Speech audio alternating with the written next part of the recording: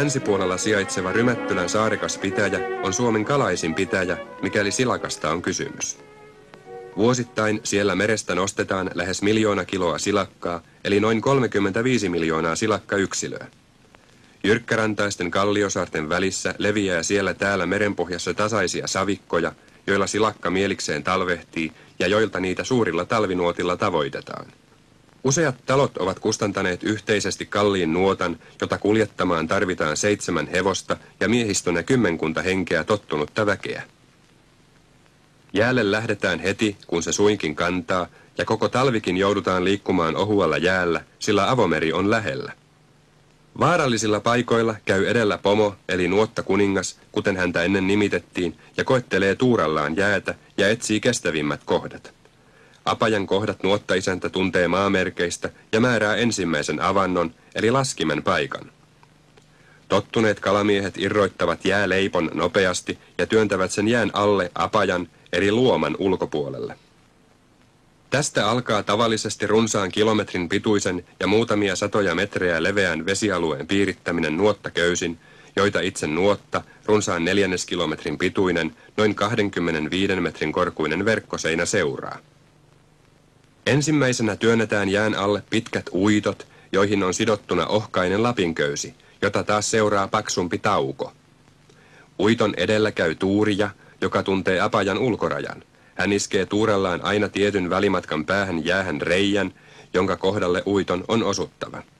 Tuurijan perässä käy surija, joka puhdistaa uittoreijästä jääsohjon. Reikien teko edistyy nopeasti ja yhtä nopeasti uittomies seuraa perässä. Hän työntelee hangolla uittoa läveltä lävelle. Aina se ei satu kohdalleen, silloin täytyy turvautua koukkuun. Se pistetään avannosta jään alle ja sillä tunnustellen otetaan uitto kiinni ja vedetään avannon kohdalle.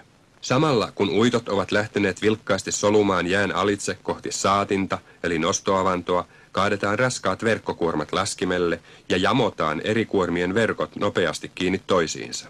Kiire on, kun ohut jää painuu kuormien alla, verkoissa on jo yksistään painokiviä 600 kiloa.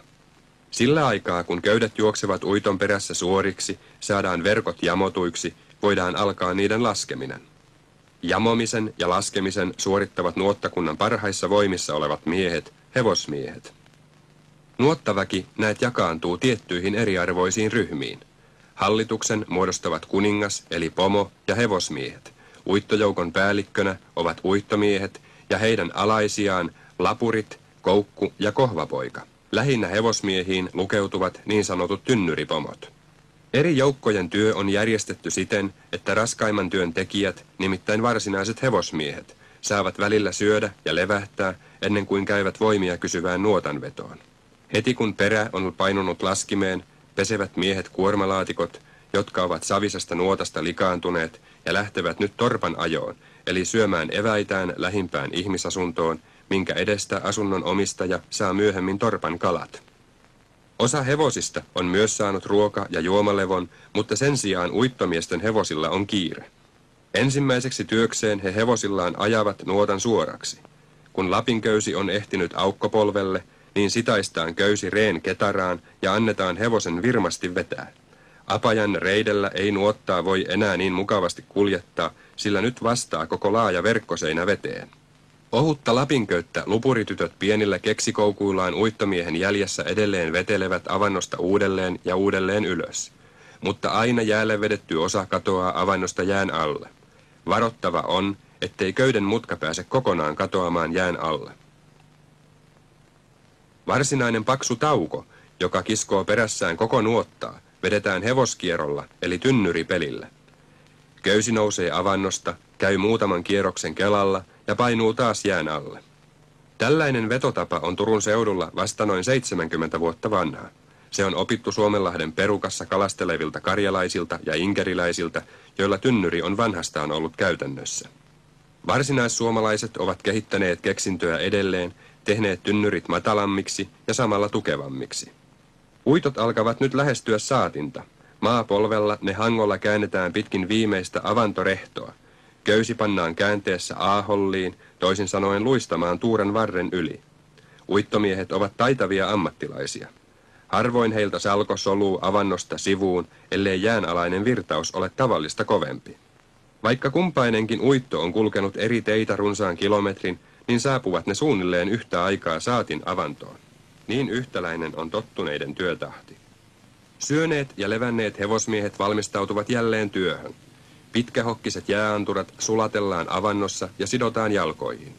Tynnyriä ei enää voida pyörittää hevosvoimin, vaan miehet käyvät vääntövipuun ja kiertävät molemmat tauot kelalle ja sitten edelleen vyyhdelle.